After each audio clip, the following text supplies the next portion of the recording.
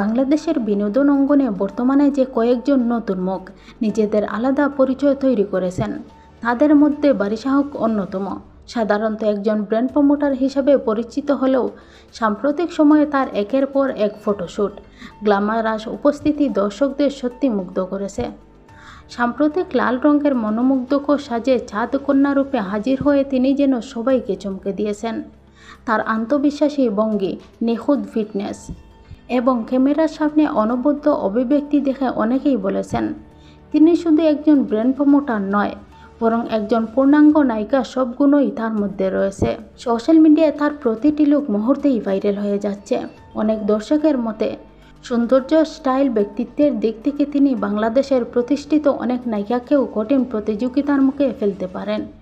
বিশেষ করে তার ফিটনেস ও নিজেকে উপস্থাপনের দক্ষতা সবাইকে মুগ্ধ করেছে।